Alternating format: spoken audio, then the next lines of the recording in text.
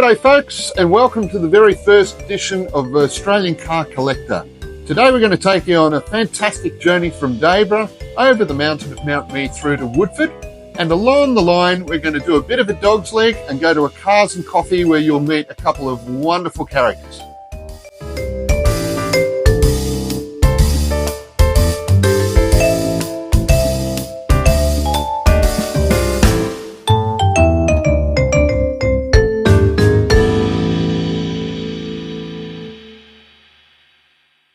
So folks, we're starting our journey today in the beautiful little village of Dayboro. Dayboro itself harks right back to the indigenous people. The Dayboro clan inhabited these lands, and then when the whitefellas came around, it went through a few changes. So it was originally called Hamilton, then it became Terrace Creek, and in the early 1900s they changed the name to Dayboro. As you wander through this wonderful little village, you'll find historical plaques which will tell you more about the history of the place and the people who built this area. So we've come from basically farming stock, we've had beef cattle, we've had dairy, quite a few dairy farms in the area, and as we go up through Mount Mee, you'll find Mount Mee State Forest up there where they pulled timber for many, many years.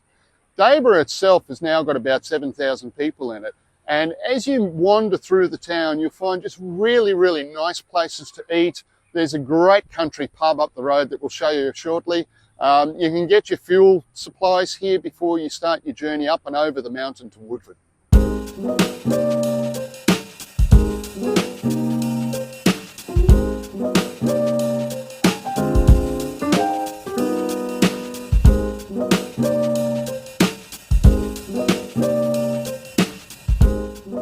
Folks, I'm standing out the front of Hay Cottage, which you'll find in the main street at Dayboro. It's just across the road from the bakery.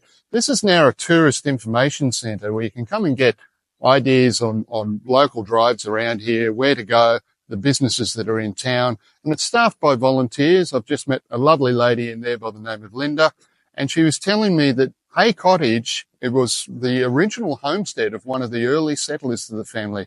They were a family that came over from Scotland, and they lived in this tiny, tiny little space with mum and dad's bedroom in one end, the kitchen at the other, and the kids sleeping in bunks right in the middle of the whole place.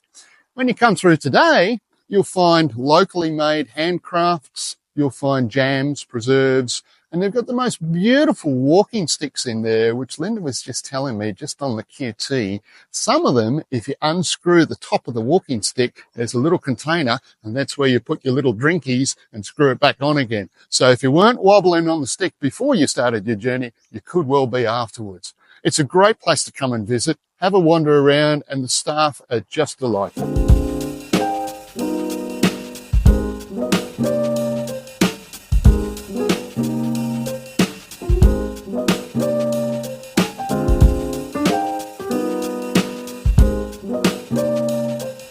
Folks, I'm standing in a business called Bohemian Decor, and this is an Aladdin's cave. You've got to see this place. Everything from old books to old furniture and everything in between. So if you love your antiques, if you love your history, come to Bohemian Decor. Come and meet Fraser. He's here every day of the week except for midweek. So don't bother coming Tuesdays or Wednesdays, but any other time, great. Come up and have a look at the workshop. Have a look at the artifacts that he's collected over the years. This is just wonderful.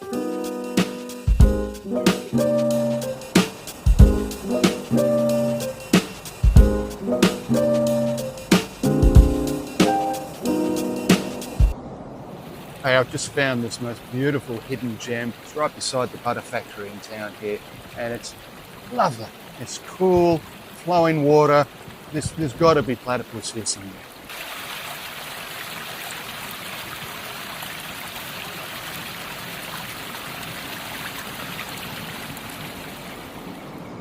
So Dayboro, as I said, has a farming background, specifically with dairying as well. So we're now standing in what was the Dayboro butter factory. This is where the milk would come in here, get turned into dairy products, and then they would ship it back out to Brisbane and further into Queensland.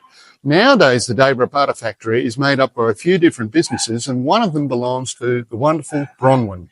And inside here, you will find an art gallery, antiques, and curiosities, but really importantly, this is something you won't find in many places. You can come and get bespoke linen clothing made. So come on in, Bronwyn will take your sizes, she'll sit you down, have a lovely relaxing time, and actually make for you women's clothes, men's clothes, clothes for kids as well, something you won't find in many places at all.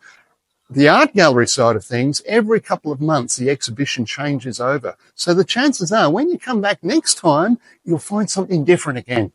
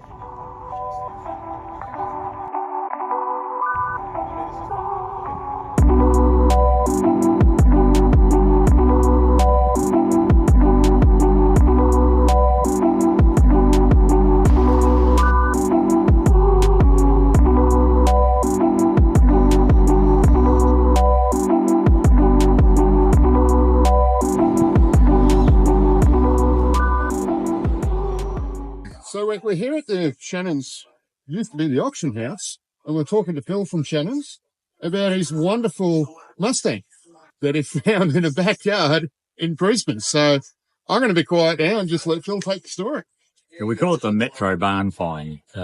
Forgotten. It's as we call it. And everybody loves, well, Ford fans love Mustangs, but everybody likes Mustangs, likes 65 Fastback. Right. 65 Fastback is where, Fastbacks first started. And you can see the shape, even if you look at a new Mustang, you can see where it all started. Sure. This car is a C code. Looks like it came from the factory with the original A code manifold and carby. All looks very original. The first owner gave it a birthday in 1985 in America. It replaced all the interior. They repainted the car and everything was rebuilt. And then it came to Australia, I think in about early 2000s, 2006. The next owner had it for about 10 years and then unloved it and left it in the backyard. So you can see the ravages of the sun has oxidized all the paint. Some of it's flaked off, whereas the interior is still looking good like it when it was restored. So a lot of people have said to me, "Oh, don't paint it, Phil. It looks fabulous. Just drive it like that because it's a 65 fastback. It's a 4-speed manual. Originally started life as a 3-speed top loader. Been changed to a T10, 4-speed, which is a common thing for the old 3-speed, Mustangs. Yeah. It's just a matter of putting in a 4-speed box and it becomes a 4-speed. So 289 original. It's not enhanced in any way, but that's the great thing about this car. Absolutely no rust, which is quite rare for cars. The flaws is what can go in these old Mustangs, and all the paperwork shows every little part that was bought for it back in the day. We're not sure what the next stage of this car is. The linkages are a bit worn, so that'll be the next thing. Yeah, so it's a bit difficult to drive. It doesn't want to find gears, but apart from that, everything's looking pretty good. It drives nicely. They're not big horsepower; they're only a couple of hundred horsepower. So we might do something about that along the track. We might change the carby on it. But hey, 65 fastback doesn't get any better. They're looking, over 100 plus for a really nice one now. No, you can't afford a Shelby, but coupes are looking at, around 50 grand now. So a fastback is more popular than a coupe, because there's probably less of them in Australia. There's probably more coupes. But, It's amazing. Phil, you must have a bit of bloodhound in you. How did you discover it? Well, look, I mean, I've always been a Mustang. I raced, a 66 coupe for about 20 years. And then the 64 Mustang race car bought in from the States sitting over there, is mine. And I've had 2 67 fastbacks, and I've always loved fastbacks. Fastbacks are really cool. They're beautiful shape. Yeah, they're just such a great shape. And like most motor enthusiasts, you sit around looking at cars for sale, even if you're not in the market. Sure. But if you see something, you just have to buy. And this car was sitting at Castledine on Facebook Marketplace, and it wasn't anywhere else. And how long ago? 2018. Okay, so not that long. Just before COVID hit. Yeah. I'm sure if it was during COVID, the vultures would have been all over it. For sure, mate. So if they were allowed out. Yeah, it looked like it had rats in the air cleaner. The tires were flat. The suspension was sagged, but it had no rust. And it didn't take much to get it going. We just changed all the fluids. We had drum brakes on the front, so it didn't stop. You had to think about stopping about a couple of 100 metres before you wanted to stop. So we put the genuine Mustang Kelsey Hayes 4-spots discs on the front, so it stops okay now. But so the next stage, we've got a lot of go-fast bits from the days of racing Mustangs, so we might change manifold, exhaust, and that sort of stuff, just to give it a little bit more go.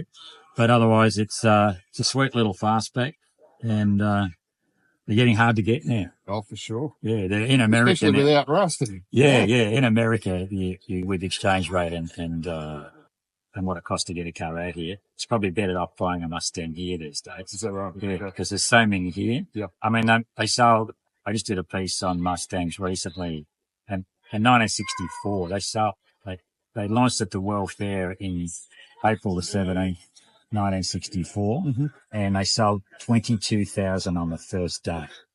And they never thought they would sell many. So in 18 months, they sold 1 million Mustangs. Yeah. I think they budgeted for about 100,000. It's just got so much character, mate. It's beautiful. Yeah. Well, we'll look forward to seeing that out on the road. Yeah. Well done. We'll get into it. Great stuff. Thanks. There you go. They're out there, folks. You just got to keep looking. Be eagle-eyed, do your research, and just keep looking.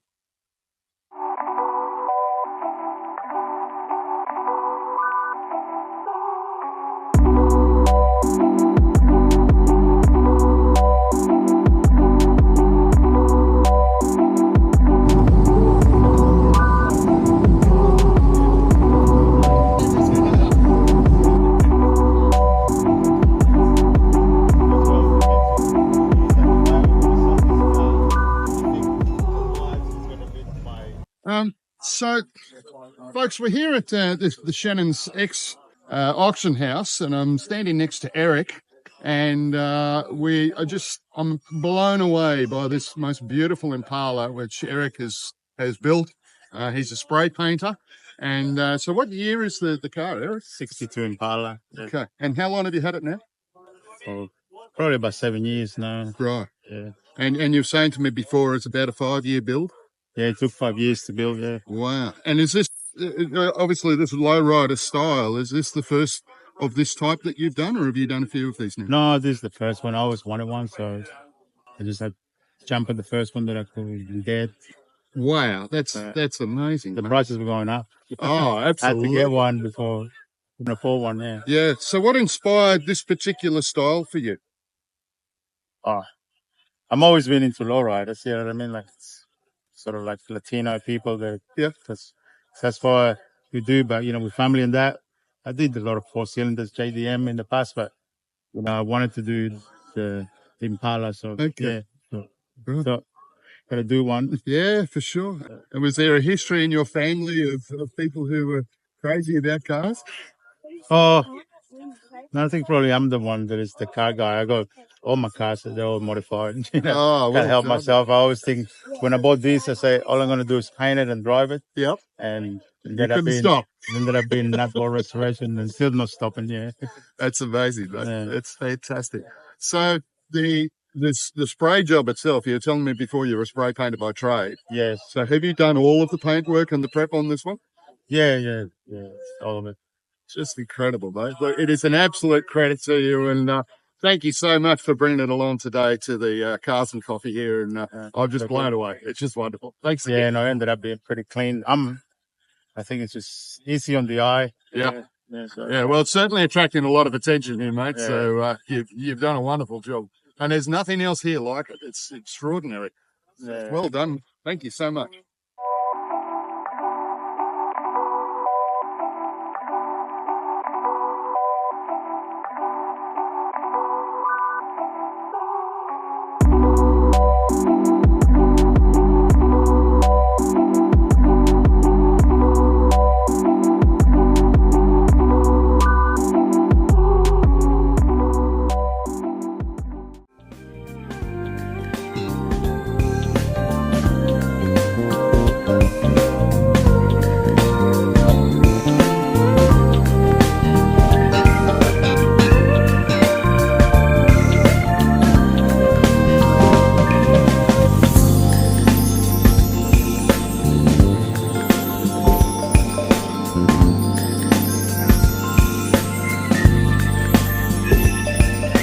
So folks, here I am in Ocean View, and as you travel up Mount Mee Road from Dayboro on your way to Woodford, you'll come across Ocean View Estates Winery.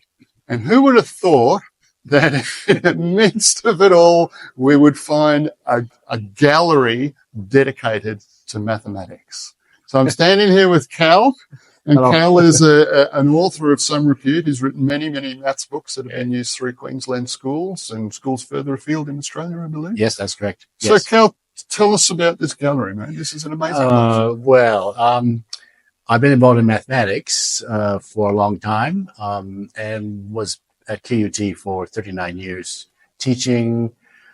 I taught one elective that was really pretty popular. So, and it's about history of mathematics to make mathematics real. Okay. So my wife and I she's also a mathematics person. We started collecting things, and when we left QUT, say, what are we going to do? So we decided to make it available to the public and had to have a spot. Here's the spot. Fantastic. Yeah. That's Yeah. wonderful. So it is, people often ask, why is it here? And it has to do with the connection to the winery where Rosie and I started a long time ago. Right. Right. So you've been intricately involved in Ocean View Estates. We bought the property, and then we met Thomas and Kate who are there. Yeah. And they built that up together. Yeah.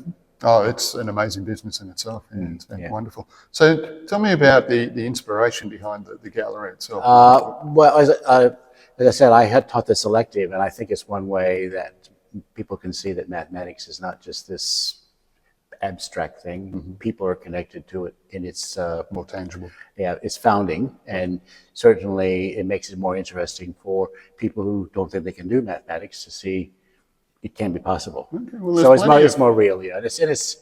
And the usual comment is something like, "I didn't know about this," but they understood it when they went around here. So I think it'll help people understand. Wonderful. Yeah, just collected, I guess, over time. I've got a library of books that's goes back to the 1700s. That I would have started 60 years ago when I was even a student at university. So I started that, and then you find something and you just get it.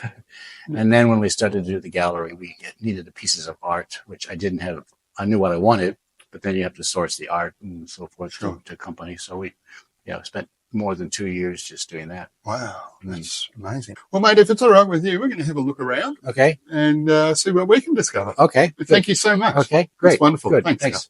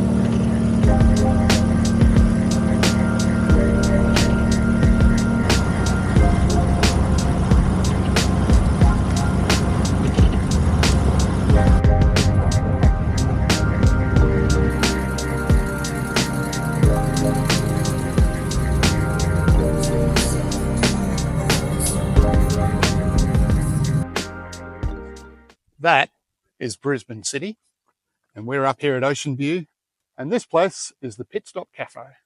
So the Pit Stop started about 12 years ago, started up by a bloke by the name of John, and he's a pretty enterprising sort of guy, and he said, well, I think Ocean View, I think Mount Mee need a cafe. So he built a little steel shed, and he clad it with a bit of timber, and it started off, I think it was only about a 12 by 9 or something like that. And it got bigger and bigger and bigger. And as he could afford it, he just grew the business. And now it's a mainstay for car clubs, for bike clubs, for people who just really love a Sunday drive. So be it in the middle of summer, and you'll get that view there, or in the middle of winter, where there's a cozy, warm fireplace inside, come up, grab your coffee on your way through to Woodford or to the Sunshine Coast, and check out the Pit Stop Cafe, because when you walk in here, it's another little Aladdin's cave, but this time it's full of car and bike memorabilia. John's a real petrol head by passion, and I'm sure you'll share his enthusiasm when you get here. So let's go and have a look.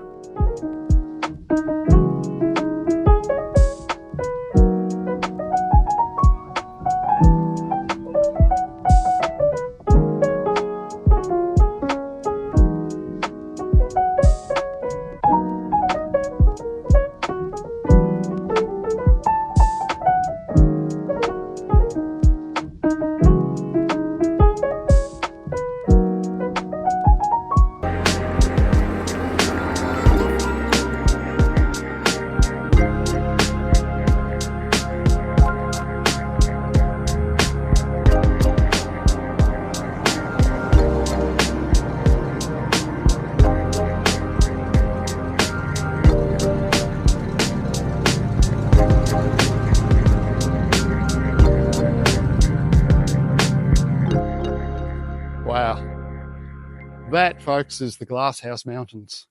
And from up here, it is absolutely stunning. So today we've started in Dayboro. We've come up the hill, up Mount Mee Road to Ocean View.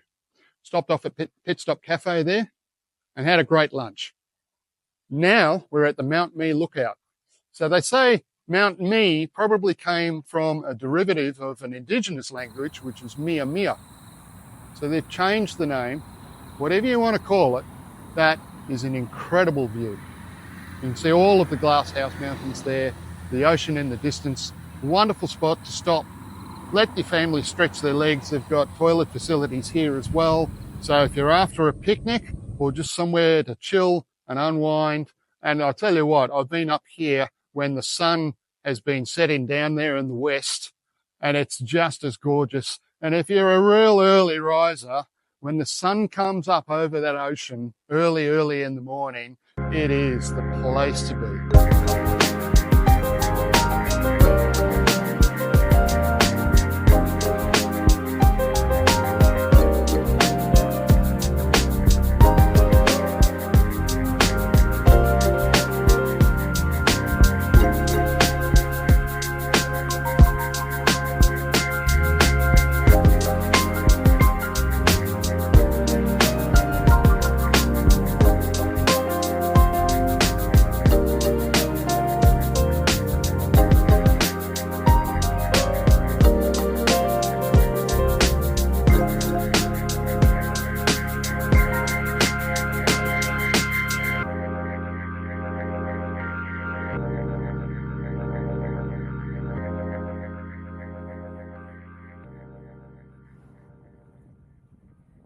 So folks, that's the end of today's run.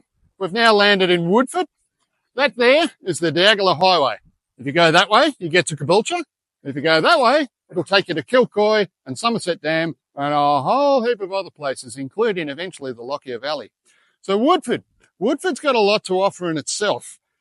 If you're not satisfied your hunger by now, there's a fantastic bakery up the street here. There's a wonderful pub there, and there's a whole heap of other coffee shops as well. In Woodford, you'll find a lot of businesses that will provide you with everything from automotive spare parts through to haberdashery and women's clothing. It's all here in Woodford. It's a lovely little town. Make it your final destination before Mullaney, Glasshouse Mountains, Sunshine Coast, and obviously all the little towns toward the west. Yeah. All right, folks. So you've heard me talk quite a bit in this episode of Australian Car Collector, and I think it's about time that I introduce you to the genius behind this show. This is Mr. Mark Buchanan. The genius who just didn't have the camera on for the first time. The genius who didn't have the camera on. So if this sounds stilted and wooden, it's because we're saying it all again. Exactly right. Welcome everybody to the channel. It's a new exciting venture. I think it's something a bit different that really isn't really out there at the moment, especially for little Queensland. Showing off our classic car world up here and the motoring enthusiasts and collectors in Brisbane, which there are quite a few of. So tell us about your Buick, the car you brought on the run today.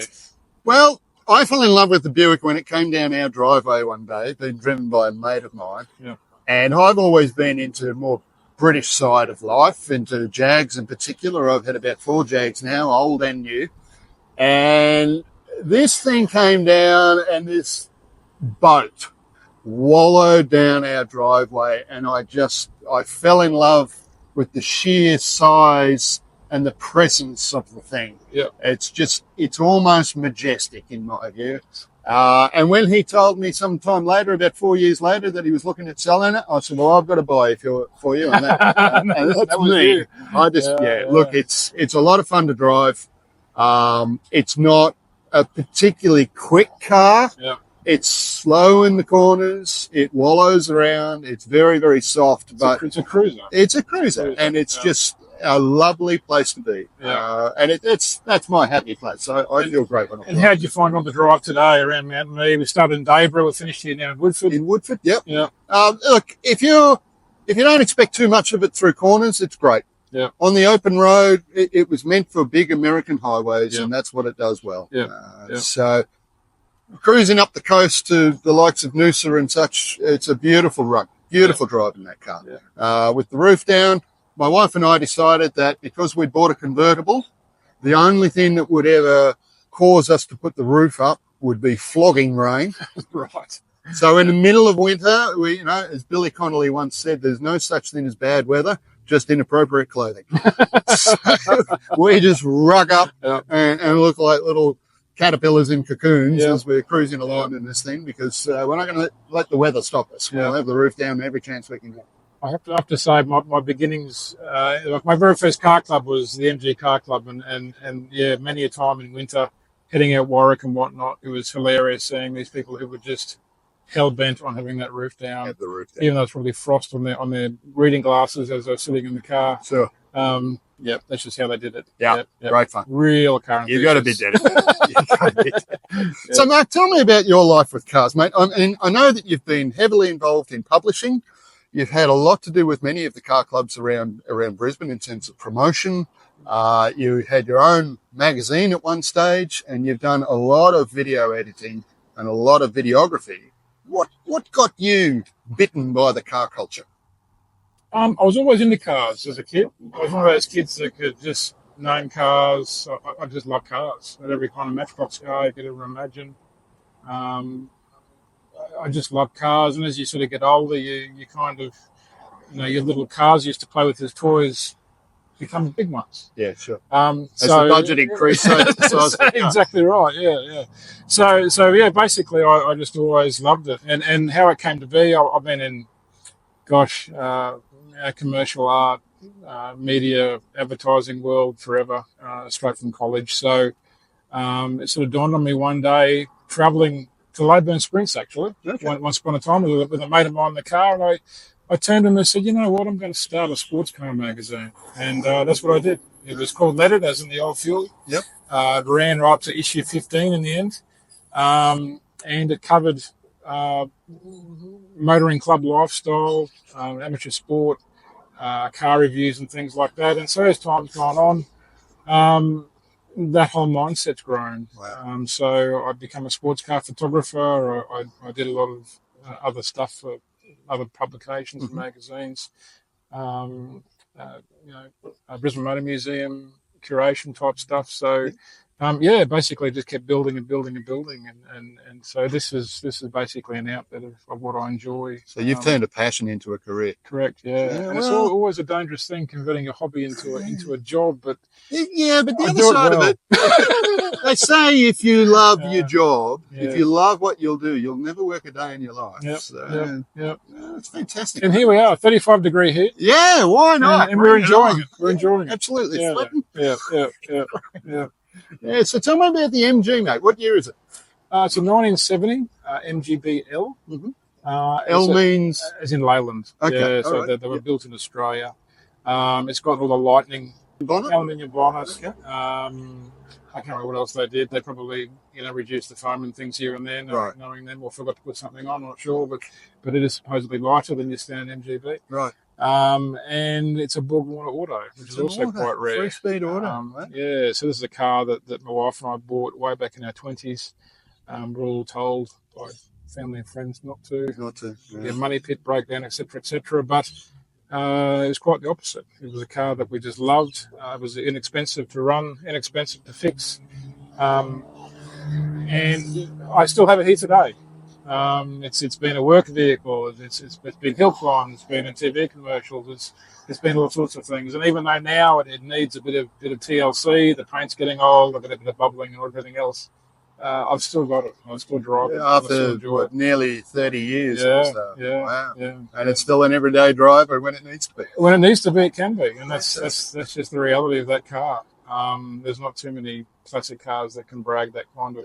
That's true. Kind of life. That's true. It has a wonderful history behind it. It does. And as they say, cars are the life of the people who own them. And so it's wonderful to see pristine vehicles and, the trailer queens, as we call them, when they turn up to car shows. But the real passion or the real magic is there when people use them for what they're intended to be used for, which is what we're trying to promote in Australian Car Collector, is get out there and use them for what they're meant to be used for. So it's a credit to you, mate. It's a lovely little thing. Thank you. And that's not the only classic you've got too. What else have you got there in the garage? 74 280 Benz, or the 114 is a Mercedes-Benz nut, will tell you. Okay. Had that for quite a few years now, and that's been in the family as well for a while. It's been enjoyed for school formals and weddings, all sorts of things. It's a nice old cruiser. A bit like the Buick. It's something you drive nice in a straight line. It's just beautiful to drive, and you can do it all day. It's a great car. And you got a Porsche there as well? Yeah, so we have actually, there's another video that we shot only a few weeks ago with the Porsche Club, joining up the Roadrunner Car Club, and we met a car collector up there. If you haven't seen that video, jump onto our YouTube channel and check it out. It's a cracker. He's a lovely guy. But yeah, basically that's my new everyday toy that I've been a Porsche nut forever. I grew up in a Volkswagen family. My father was a massive Volkswagen nut. We had so many different Volkswagens, and the dream car from that Volkswagen stable was to have a Porsche. Yeah, natural progression. And so I've always been into Porsches, and it was great just to get my own one day. So it's a 987. It's the first mid-engine vehicle I've ever owned. I've owned plenty of, I've had front, I've done the rear, I've had all-wheel drive, two-wheel drive, all those sorts of things. Right. But this is a mid-engine, rear-wheel drive, 5-speed manual. Good bit of fun. Good bit of fun. I just love it. Great car. Great stuff. Yeah. And you got an everyday drive Mercedes too, I believe. Yeah, What's that, a W211? It is, yeah. So E-class? that's the E-Class as well. So that's very much the family car. That's the sensible car I was forced to have. My wife sort of drew the line, and she said no more convertibles, no more two-door cars. So I thought, okay, well, we do have a family. We should have one car that's got 4 doors. So that's what we ended up doing. So speaking of the family, Mark, so you got, obviously, you're married, you've got a couple of kids as well. How does the family fit into the car culture? Well, my wife's a car nut as well. So there's been many cars we've had over the years that has been her doing. Right. So she instigated. She can't blame me for it. It's we ended up with it on her decision. So there you go. And my daughters, they've been brought up in it. So my eldest daughter, she's been brought up during the time when I had the sports car magazine. So it was very, very rarely a weekend where she wasn't at a trackside or walking around a car show or talking to car enthusiasts and whatnot. And it was actually quite a funny moment the day she had her learners, and I actually took her out in our old Mercedes-Benz, 74 Mercedes-Benz with its L plates on. And turned up to a private car show on the south of Brisbane, and to the shock horror of all of the Rolls-Royce and Bentley and Mercedes enthusiasts there, watching an L plate coming up the driveway. 17-year-old getting out of it. It was pretty good to see their faces. But hey, that's what they're for. They're to be used and enjoyed. And absolutely. And the fact she wanted to be there in the first place. Exactly right. Exactly right. That's cool. Yeah. That's cool. Yeah. Yeah, wonderful. Well, they say that, the family drives together, survives together. That's right. So, yep. And my youngest daughter's the same. So she hasn't got a license yet, but she's already telling me what she wants. And really? What she needs to drive, what she needs to have, and all the rest of it. Right. So it's very much a watch this space. There's a lot of cars she said she wants that haven't broken it to her yet, but she's not getting it. You're not getting it. So the bank balance won't allow. Exactly right. Yeah. Exactly right. So a bit of a learning curve there for her. But there you go. There we have it. Yeah. Fantastic. Yeah. Fantastic. So for our next show, what sort of drives are we talking? Should we open it up to the floor? Anybody that wants to recommend a drive that we go on, businesses that we talk to, places that we should visit? Yeah. Well, look, I mean, to my mind, we can go west, we can go east, north, south. So we can head to the Lockyer Valley, we can go to the beach. Yeah. There's some beautiful, beautiful spots out there. So if you've got any ideas, folks, hit the like, subscribe for a start, but also send us your concept as where we should take this. Drop us a line, drop us a message. We're on email on the website. You can get us on Facebook or Instagram. Just let us know what you think about the new channel, and let us know what you'd like to see. And we look forward to seeing you out there on the road. So if you've got a car, if your friend, family member, whoever it is, has got a car that you'd love to see featured on the show, then right down the bottom of the screen here is where you're going to find a link to it.